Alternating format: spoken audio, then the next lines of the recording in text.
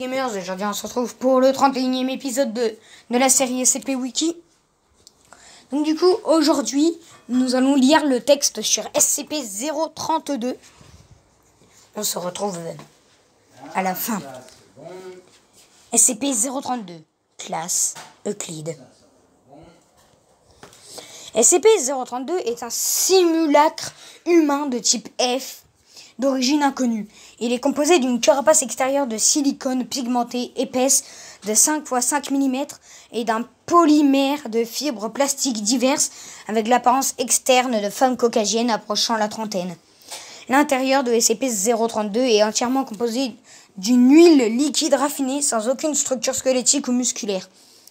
Mais malgré cela, SCP-032 est capable de mouvement et d'élocution. SCP-032 est capable de conserver l'illusion d'une humanité pour un observateur distant, mais perd en crédibilité lorsque l'on s'approche, causant un léger inconfort chez la plupart des observateurs.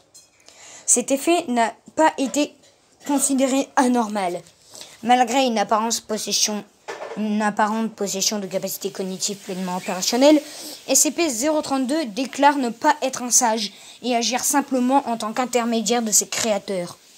La Fondation SCP n'a pas pu vérifier ou refuter une telle déclaration. SCP-032 a une grande aversion envers toute entité biologique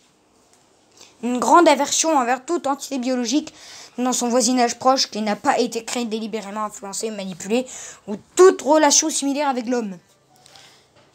Bien que la nature exacte de ces effets varie, la présence de SCP-032 cause inévitablement des sévères et irréparables dommages aux capacités d'échange et ou d'utilisation d'énergie des organes vivants.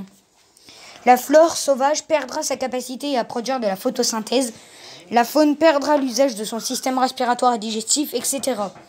Ces effets s'appliquent également aux micro-organismes. Quoique, SCP-032 semble préférer endommager leur système de reproduction. La relation symbiotique entre certains micro-organismes et le corps humain pourrait être une raison de cette divergence. SCP-032 a été découvert assis sur le pas de la porte de l'enceinte intérieure du site 19, près de Quimper, en France. Lorsque le personnel de sécurité de la Fondation l'interrogea, SCP-032 expliqua ses effets anormaux et déclara être là pour être stocké. Le système de surveillance ne permet pas de connaître précisément l'heure de son arrivée. Il n'y a aucun moyen de savoir comment SCP-032 connaît la position du site 19, ni comment il a pu l'approcher sans être repéré.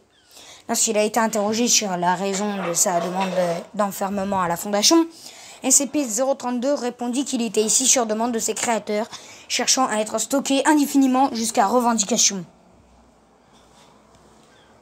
Procédure de confinement spéciale. SCP-032 doit être logé dans l'unité de confinement autonome 535/15/15.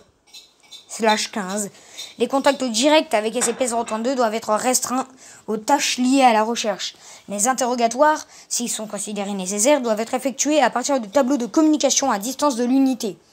Tant que la présence de SCP-032 n'est pas directement nuisible pour le corps humain, toute exposition au SCP doit être limitée à des périodes de 12 heures maximum, en raison des effets indésirables qu'il peut entraîner sur la plupart des micro-organismes.